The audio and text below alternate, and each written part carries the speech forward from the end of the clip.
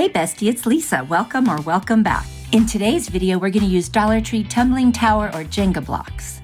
We're going to take 18 of the Dollar Tree Tumbling Tower blocks, and for this one, I'm going to use both the brown and the white blocks. So we're going to create a cross shape by doing 2 rows of 4 going down the middle and 2 rows of 2 going across the outside. And then I'm going to put a natural wood over the middle of each of those. You'll see that here. And start gluing them together 2 by 2. I am just using hot glue. My favorite way to do it is actually using a combination of wood glue and hot glue.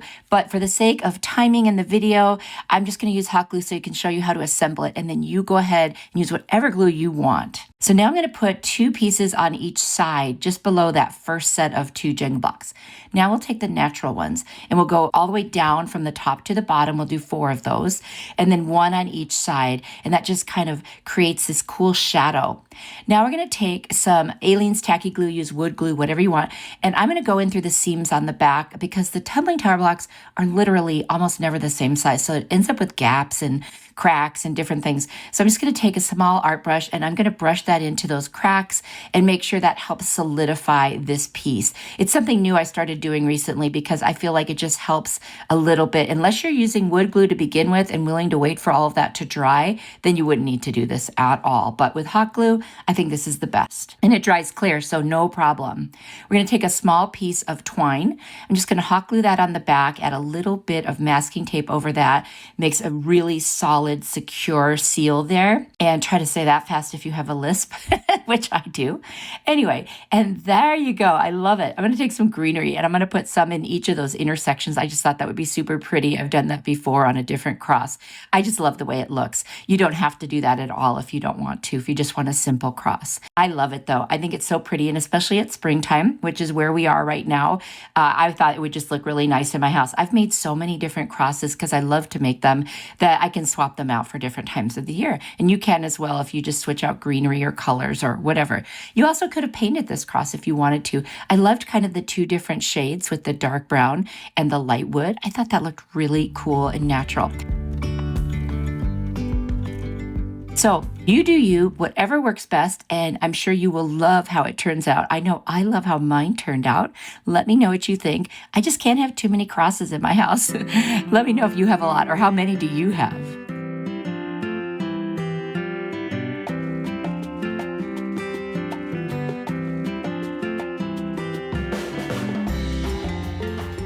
For this project, you're going to need 30 of the blocks, and it doesn't matter which color they are. I'm also going to use a tin can.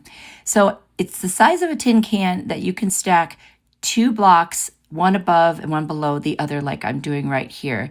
And I did just insert a little picture of the finished product if you want to go back a second and take a quick look at it. And that way you kind of get a gauge of what we're doing. We're making a beautiful flower vase. Now I'm going to go all the way around the can, putting blocks next to each of those original blocks I started with. So it's just going to cover the whole can going around. And would you believe it actually fit an exact block? I didn't even have to cut one down. So I think this was a dog food can, if I'm not mistaken. Anyway, it's just one of the smaller ones. I want to say it's like 13 and something ounces can size. So now they're glued all the way around. I'm going to take it outside and do the metallic gold spray paint and then the clear glaze over the top. Now you just use as many blocks as will fit on your can, but this one, like I said, just worked out perfectly. I've got this tall grass from the Dollar Tree. I'm going to unravel it, take it apart, and put shorter pieces in. They actually ended up being too long anyway, so I do trim them down and put more tape on the bottom. You'll see that in a second, in case you're wondering, why is that grass so long? I was trying to get kind of something really tall in it and then something really full in it. So I'm just going to use this tall grass. I'm going to use these greenery pieces from Amazon. They're always in my Amazon store. They're my favorites. There's like eucalyptus and boxwood. Those are the 2 I like the most. And then this is where I realized that the grass was just a little bit too long. So I'm going to take them all back out and trim them. And because it's held by tape at the bottom, I'll just replace it with a little bit of masking tape. So you're going to see what I do here. I get a piece of tape. I put it up higher and then I cut off the bottom. That way I never have to worry about the grass falling apart. Then I put it back in. I just cut off maybe 1.5 inches, 2 inches, probably 1.5 inches.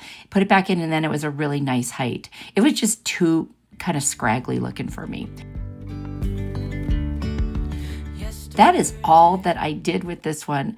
Talk about easy, and look how beautiful it is. And you don't have to use spray paint. You can use regular gold paint and then put Mod Podge over it, whatever works best for you.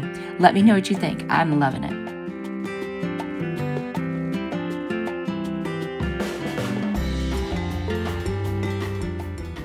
I'm going to use 57 blocks. Now I've laid this out for you so you can count and see exactly how many you need to start with. That's what I did. Then I started assembling it 2 by 2, section by section. I'm going to show you how I kind of do that here. I start on the ends and then I kind of work towards the middle, because what I'm doing is I'm kind of building pieces that are easier to glue the longer ones together. So you see how I've got those pieces together, and now I'm going to do the same thing on the other side, and then I will start working on the middle section. You can do this whatever way makes the most sense to you. This just kind of worked for me. That way I could hold the visual of what I was building in place while I was still building it. I didn't want to just kind of pile up all the blocks. So now that I've got all the tall rows done, I can start assembling them side to side. And I know what it's going to look like because I kept it in position.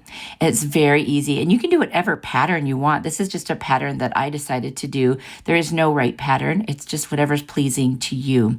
I liked kind of the edges that went up and down, like little stair steps, if you will. That was something I liked. But you can have them all across the same height. That's not a problem.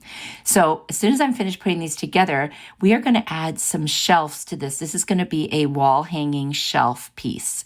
And we're also going to put a hanger on the back once it's assembled so that we can hang it from the wall. So we'll turn it over carefully. Now see how those gaps, this is just how the tumbling tower blocks are. On this one, I'm going to use hot glue because they were such large gaps, maybe because it was such a big piece.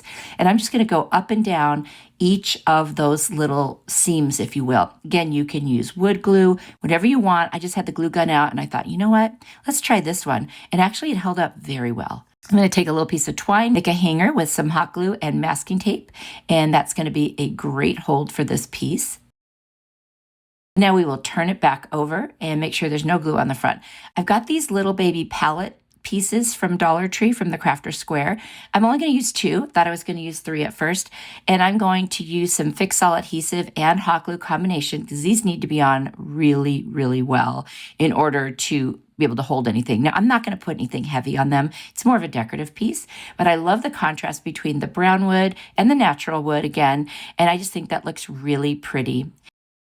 And there it is. I just think that looked great. You have to let me know how you might want to make something like this. Would you use the shape I did, or would you try a different shape, or what would you use for the shelves? Let me know what you think, and I hope you like it.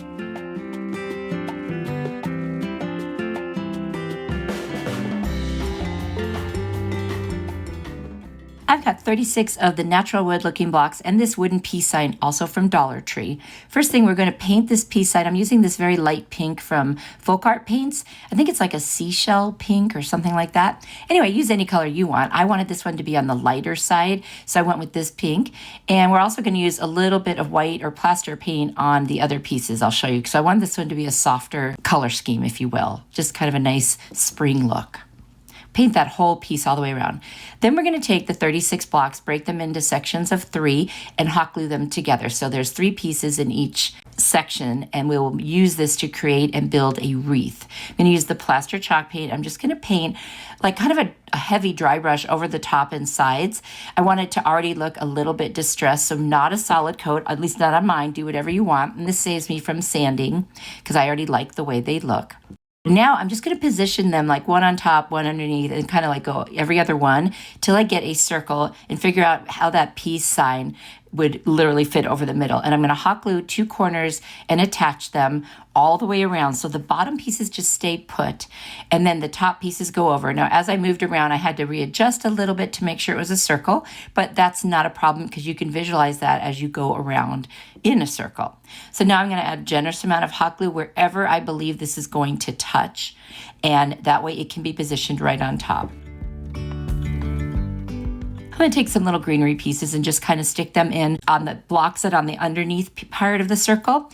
I'm just going to stick one on each with some hot glue and just kind of decorate it. You don't have to. You could put it just along the bottom of the word peace. I thought of that after the fact. I think that would have looked really pretty to kind of cover up that line under the word. Whatever you like, whatever you think looks pretty. Again, there's no right way. Mine isn't the only way. This is just for inspiration, and I hope that's exactly what it does for you, is it gives you other ways or thoughts of how to do it. But that's it. I'm just going to add a hanger now on the back because we've got to be able to hang this up. And I try to remember to do that early on, and of course, I did forget. So this time we're just going to put it across because there's a natural kind of an incline there between the blocks, and that'll be perfect for hanging it up. So I'll add hot glue and some masking tape just to make that nice and secure. And that's how easy this was. You could make this larger, much larger if you wanted to. I don't have a lot of extra wall space, so I went with something smaller. Anyway, I hope you like it. I think it's a really fun idea. You could put any word you want on it and paint it any color. Let me know what you think.